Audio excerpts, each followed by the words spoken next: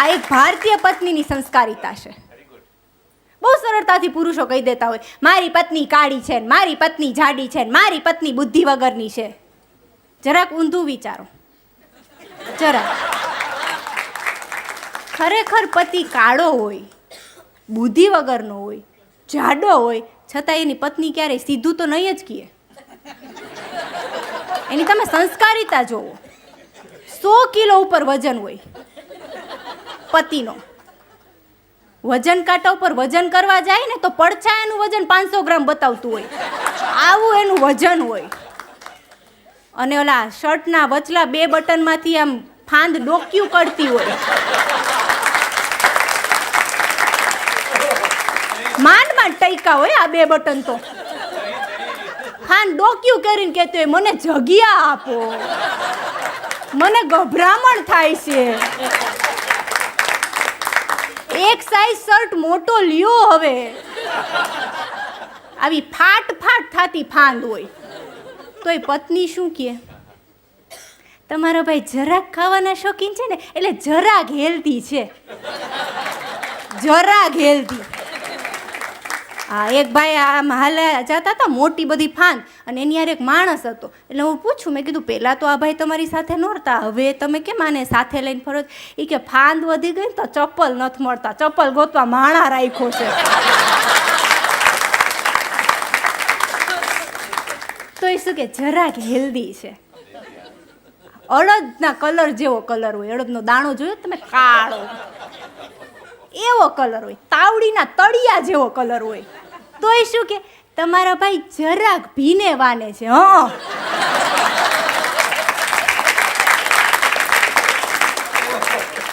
અમાસ ને અજવાળી કેવડાવે ને એવું એનો રૂપ હોય. તો એ શું કે તમારા ભાઈ કૃષ્ણ જેવા શ્યામ રંગના. અને જો હું વાત કરતી નથી હો, પતિનું ખરાબ બોલતી જ નથી, પતિ વિશે કંઈ કહેતી જ નથી, ખાલી તમારી સાથે વાત કરું છું. પોઈન્ટ પકડજો, ખાલી વાત કરું છું. હા, કાલ હવે અવનીબેન પતિ વિશે બોલે જરાય નહીં, ખાલી વાત કરું છું. શું કહેતા હોય આ પુરુષો, મારે તો આલિયા ભટ્ટ જેવી છોકરી છે, મારે તો આલિયા ભટ્ટ જેવી છોકરી છે. હવે તમે ટાલિયા ચડશો એનું શું?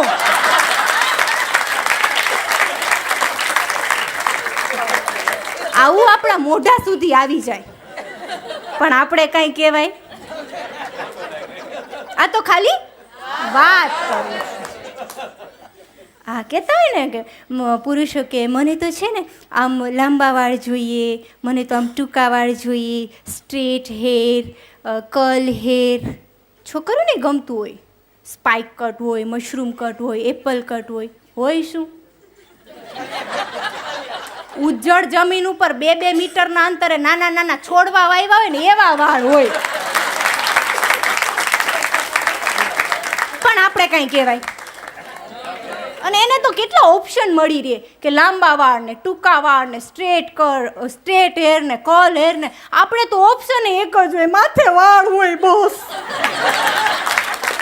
પણ આ તો ખાલી વાત કરું છું. આપણને ગમતું હોય કેમ 6 પેક્સ એબ હોય, બાયસેપ્સ મસલ હોય. હોય શું? પપૈયા જેવું પેટ હોય. બાયસેપ્સ તો દૂર રહ્યા, 2 બાજુ દૂધી ટીંગાડી હોય ને એવું લાગતું હોય. કાનમાંથી તમે જો ને તો વાળ એન્ટેનાની જેમ આમ બહાર નીકળી ગયા હોય. પણ આપણે કઈ કહેવાય? આ તો ખાલી વાત કરું છું. આપણે મને ક્યારેક ક્યારેક એ વિચાર આવે કે આપણે સવારે વહેલું એના પહેલાં જાગવાનું. સાચું? એનું પહેલાં જાગવાનું, બધાયની ચા કરવાની, વળી સસરાને ડાયાબિટીસ હોય તો એની મોરી ચા અલગ કરવાની, છોકરાઓનો નાસ્તો કરવાનું, છોકરાઓનું લંચ બોક્સ ભરવાનું, દફતર ભરવાનું, કપડાં ધોવાના, વાસણ ચડાવવાના, રસોઈ કરવાની. પછી આપણે ઓફિસ જતા હોય, આપણે ઓફિસ જતા હોય તો આપણે ઓફિસે જવાનું, આવવાનું, બધાયનો નાસ્તો કરવાની, રાતની રસોઈ કરવાની, કપડાં સંકેલવાના, વાસણ ચડાવવાના, છોકરાઓને હોમવર્ક કરાવવાનું, બીજા દિવસનું કઠોળ પલાળવાનું, દૂધ મેળવવાનું અને પછી આપણે સૂવાનું. તોય મને ક્યારેક એ નથી સમજાતું કે ઓફિસથી આવીને થાકી બિચારા ઈ જાય. આ તો ખાલી વાત કરું છું. ઓફિસથી આવીને સીધું જમી અને તમે માર્ક કરજો સોફા ઉપર બેસીને કાં વોટ્સઅપ જોવે, ફેસબુક જોવે, ટીવી જોવે અને પાછા આપને એમ કે ખબર નહીં હમણાં શરીર કેમ વધતું જાય છે. કાકડીમાંથી પાકા ચીભડા જેવો થઈ ગયો હોય પણ આપણે કાંઈ ન કહેવાય. કેવી વાત કરી હોય ને લગ્ન પહેલા, મને તો વોકિંગ વગર ચાલે જ નહીં. લગ્ન પછી આપણને ખબર પડે કે સોફેથી ઊભો થઈને ગેંડીમાં માવો થૂકવા જાય ને એની વોકિંગ કહે છે.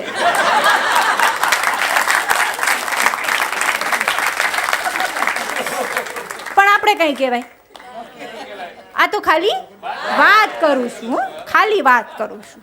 આપણને ગમતું હોય કે ક્લીન સેવ ફેસ હોય શું?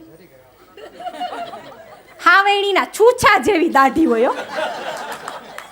અને ઓલા જેલ ને ઓલું ઓઇલ લગાવીને આમ દાઢીએ પિરામિડ ચોટાડે ને એવી દાઢી હોય. દાઢીમાં મચ્છર ભરાઈ જાય ને તો મચ્છર ગુંગળાઈને આપઘાત કરી લે એવી દાઢી હોય.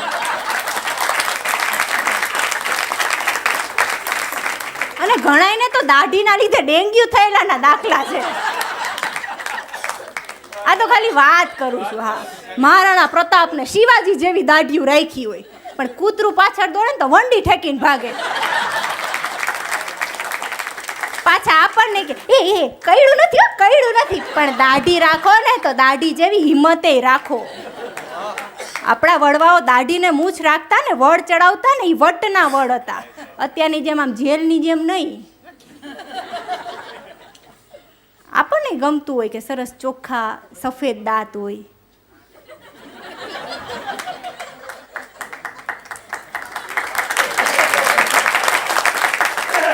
હોય શું?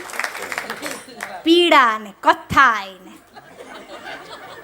માવો ખાધો હોય ને ગુટખા ખાધી હોય ને સિગરેટ પીતા હોય 24/7 અહર્નિશ એના મુખમાંથી દુર્ગંધનો સ્ત્રાવ થતો હોય. એ બોલતો હોય ને આમ માખી નીકળે ને તો માખીને એનેસ્થેસિયા ચડી જાય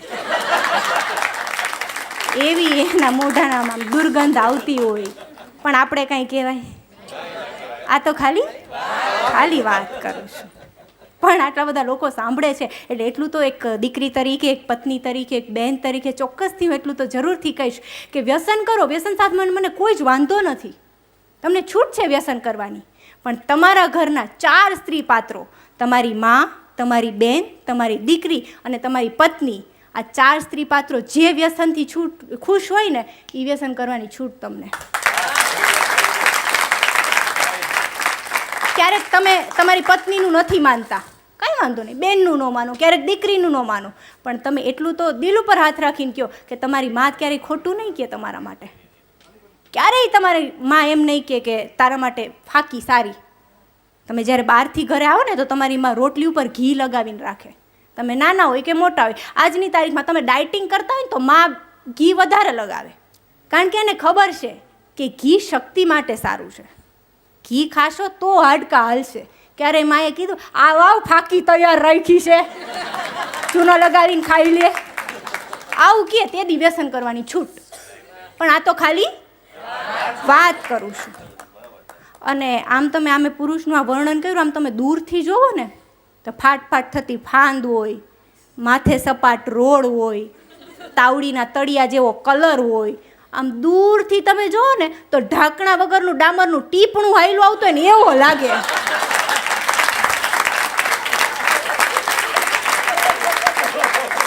પણ આ તો ખાલી. અને આમ જોવા જાવ ને તો ગમે એટલા સપના રણબીર સિંહના જોયા હોય, રણબીર કપૂરના જોયા હોય, અમિતાભ બચ્ચનના જોયા હોય, શાહરૂખ ખાનના જોયા હોય, લગન તો જેઠાલાલ હારે થાય.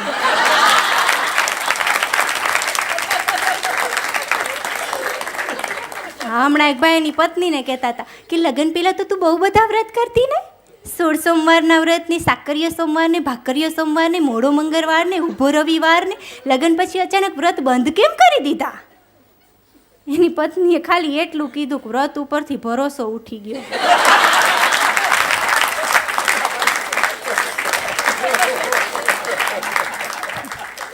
પણ પતિદેવોની